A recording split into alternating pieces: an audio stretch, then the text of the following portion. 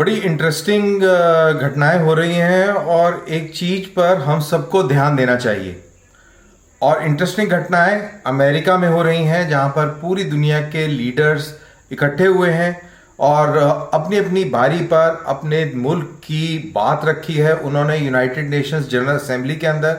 और भारत की तरफ से भारत के विदेश मंत्री श्री जयशंकर साहब ने अपनी बात को रखा। Having borne the brunt of cross-border terrorism for decades, India firmly advocates a zero-tolerance approach.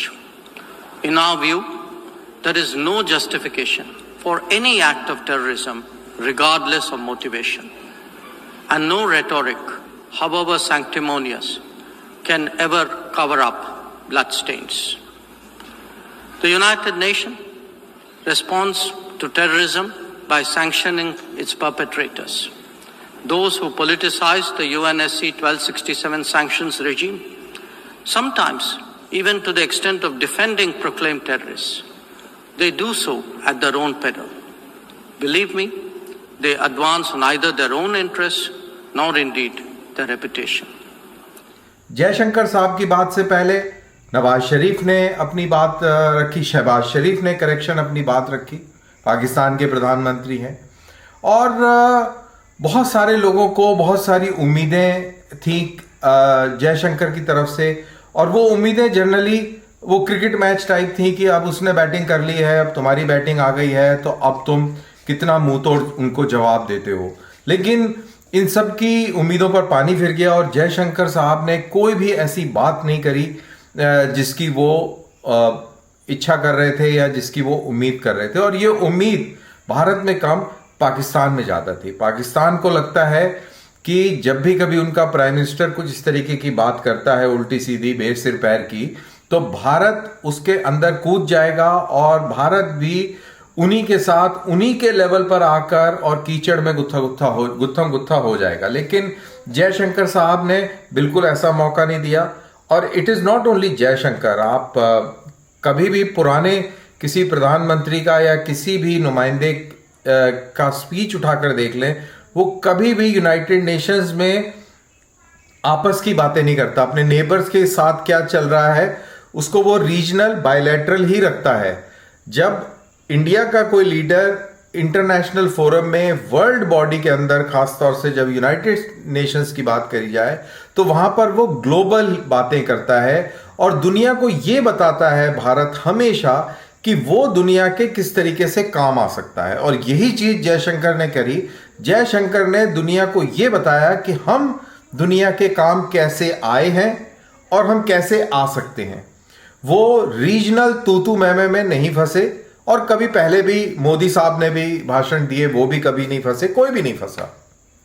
अब पाकिस्तान की तरफ से देखा जाए, पाकिस्तान के यूट्यूबर्स को सुना जाए, पाकिस्तान के जर्नलिस्ट को उनके टेलीविजन पर सुना जाए, उनको ये बात गवारा नहीं हो रही कि यार इंडिया अपने आप को क्या समझता है, ऐसा क्या उसको हो गया है कि वो हमारी तरफ देखता भी नहीं है, वो हमारी किसी बात का जवाब नहीं देता, उसको कुछ घमंड हो गया है, ऐसा उन लोगों को लगता है।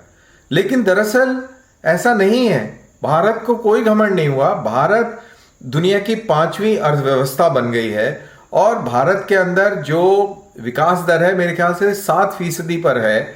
और भारत का जो डॉलर है, आज का डॉलर की कीमत $1.81 का है। आप कहेंगे जी ये तो बहुत ज्यादा है, मनमोहन सिंह के टाइम में तो 62 रुपए का या 65 रुपए का था।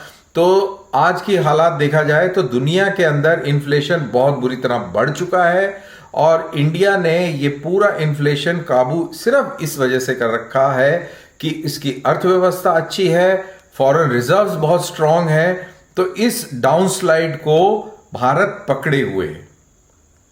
तो ये रीजन है कि भारत के अंदर एक आत्मविश्वास है।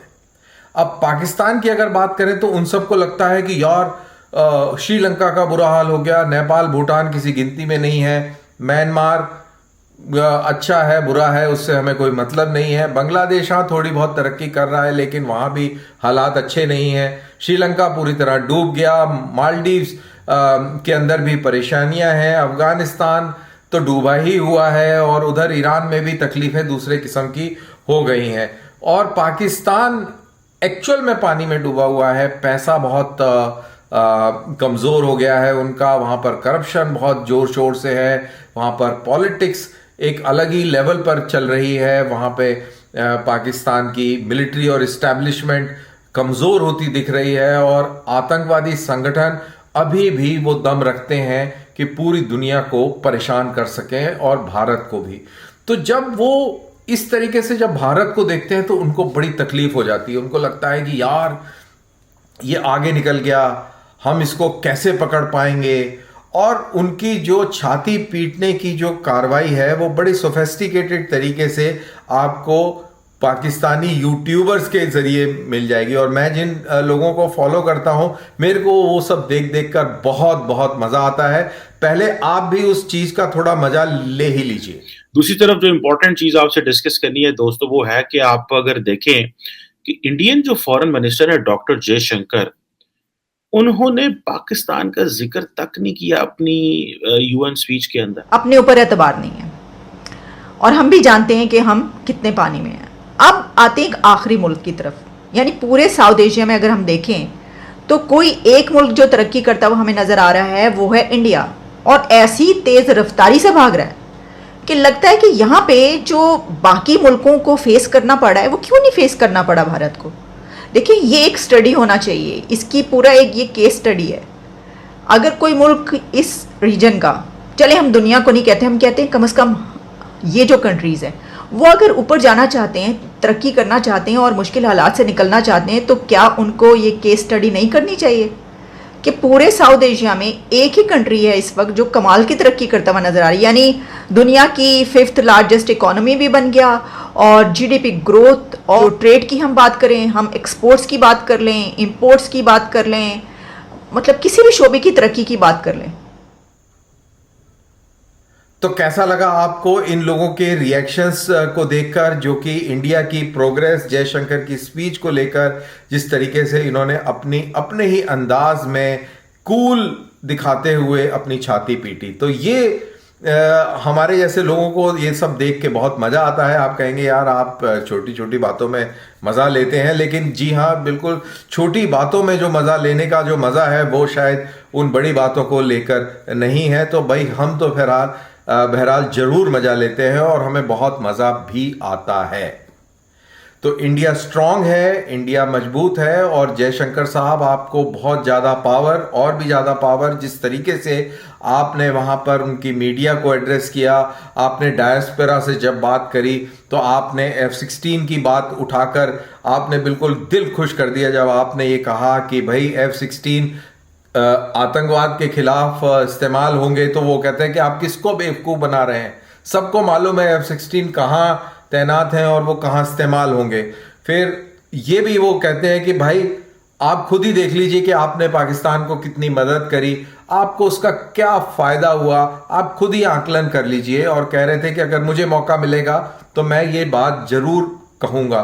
फिर उन्होंने अमेरिकन मीडिया के ऊपर भी तंज कसा और उन्होंने ये बताया कि वो सिर्फ एक किस्म की बात को रखते हैं, दूसरी किस्म की बात को नहीं उठाते। और उन्होंने कश्मीर के हवाले से कहा कि जो वेस्टर्न मीडिया है, खासतौर से वॉशिंगटन पोस्ट, न्यूयॉर्क टाइम्स, इनको घाटी के अंदर इंटरनेट बंद होने की बहुत तकलीफ है, बहुत दुख है, लेकिन वो ये प्रायोरिटी नहीं कर पाते कि क्या इंसान की जान ज़्यादा अहमियत रखती है या इंटरनेट का ना होना ज़्यादा अहमियत रखता है या होना अहमियत रखता है। If there are Indian soldiers or Indian policemen who are abducted or killed, if there are people working for the government or citizens going about their business who lose their lives, how often do you hear people talking about it, pronouncing on it? In fact, look at the media coverage. What does the media cover? What does the media not cover? And that is how actually opinions and perceptions are shaped. I mean, there was a big song and dance about internet being cut. Okay. Now, if you have reached a stage where you say an internet cut is more dangerous than the loss of human lives, then what can I say? So, इस video के जरिए मैं ये भी बता दूं कि जो पाकिस्तानी बैग्ड टेररिस्ट हैं कश्मीर के अंदर, ये इंटरनेट का दुरुपयोग करके और ये लोगों को इकट्ठा करना, बरगलाना, प्रोपेगेंडा करना और इन सब चीज़ों में मुलविस थे। तो इंटरनेट का रोकना बहुत आवश्यक हो जाता है ऐसी सिचुएशन में। और ना ही सिर्फ कश्मीर में, जहां भी कहीं इस तरीके की लॉ एंड ऑर्डर की सिचुएशन होती है, चाहे वो दिल्ली के राइट्स हों, चाहे वो राजस्थान के अंदर टोंक में राइट्स हों, चाहे वो उत्तर प्रदेश में कानपुर के अंदर राइट्स हों, हर जगह इंटरनेट बंद किया गया है लॉ एंड ऑर्डर को काबू करने के लिए। और इसी तरीके से कश्मीर घाटी में भी किया गया था। तो जयशंकर साहब ने बहुत बेहतरीन तरीके से इन सारी चीज़ों के बारे में बात करी। और उन्होंने एक बात और करी, उन्होंने ये कहा कि भारत का जो डायस्पोरा है, जो भारत के जो नॉन रेसिडेंट इंडियंस हैं जो अमेरिका जैसे मुल्क में रहते हैं, ये इनकी भी जिम्मेवारी है कि नैरेटिव को चेंज करें। जब तक अपनी बात को नहीं रखेंगे लोगों को समझ नहीं आएगा। और जैसे उन्होंने उदाहरण दिया कि जैसे हम लोगों में अपनी निजी जिंदगी में अगर कोई सिचुएशन किसी के साथ में होती है तो हम अपना पक्ष रखते हैं, अपनी बात रखते हैं। तो इसी तरीके से कलेक्टिव लाइफ में, यानी कि यही जो जैसे मैं आपसे वीडियो पे संवाद कर रहा हूँ, ये हम अपनी कलेक्टिव लाइफ, कोई मैं अपनी पर्सनल बात नहीं कर रहा हूँ, ये हम अपने देश की बात कर रहे हैं, अपने देश की स्थिति की बात कर रहे हैं। तो ये कलेक्टिव लाइफ है। तो जब हम कलेक्टिव पब्लिक लाइफ में होते हैं तब भी हमें अपना मौक़िफ़ रखना चाहिए और मीडिया के थ्रू रखना चाहिए, तभी लोगों को पता लगेगा। और उन्होंने ये कहा कि आपकी तरक्की में भारत की तरक्की है। ये बहुत ही बढ़िया मेरे को वाकया लगा कि हम आपकी तरक्की देखना चाहते हैं, क्योंकि आप तरक्की करेंगे, आप बड़ी बड़ी संस्थानों में उच्च पदों पर नियुक्त होंगे तो भारत का नाम रोशन होगा और इससे भारत को बहुत बड़ा फायदा मिलेगा।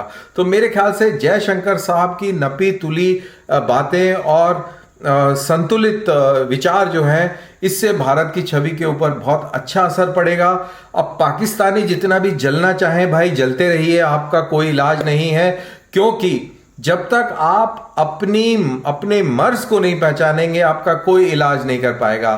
पाकिस्तानी भाइयों और बहनों, आपके पास आपका जो मर्ज है वो करप्शन नहीं है, वो पाकिस्तान की फौज वो मर्ज नहीं है, पाकिस्तान की पॉलिटिक्स ये मर्ज नहीं है। पाकिस्तान का सबसे बड़ा मर्ज जो है वो आतंकवाद है। और पॉलिटिक्स, फौज, करप्शन, ये सब मिलकर इस मर्ज को बढ़ा देते हैं, इस बीमारी को बहुत बड़ा कर देते हैं। तो आप जब तक अपनी ये आतंकवाद फैलाने की बीमारी को नहीं समझेंगे तब तक आप इसका इलाज नहीं कर पाएंगे। आपके यूट्यूबर्स, आपके इंटरनेट के ऊपर जो इंटेलेक्चुअल्स हैं, इन सब की बातें मैं देखता, पढ़ता, सुनता हूं, लेकिन कोई भी ये नहीं कहता कि हमारे मुल्क के अंदर आतंकवाद एक समस्या है। तो जब तक आप ये चीज नहीं समझेंगे आपका कुछ नहीं हो सकता।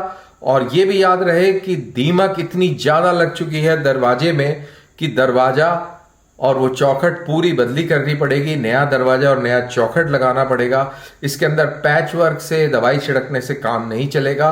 मुल्क जर्जर हो चुका है और ये कुछ ही समय की बात है कि यहाँ पर एक सिविल वॉर टाइप सिचुएशन जरूर बनेगी और बन भी रही है। और आप देखिएगा कि जैसे ही आपके मुल्क के अंदर सैलाब खत्म होता है, महामारी जिस तरीके से फैलती है, और जब खाने के ऊपर युद्ध होगा और पानी के लिए लड़ाई होगी, तब आप देखिएगा कि क्या हालात और सूरत हाल बनती है। बहरहाल जयशंकर साहब को मैं सलाम करता हूं और आप इसी तरीके से देश की बात रखते रहिए, देश को मजबूत करते रहिए। हम सबको आप पे गर्व है।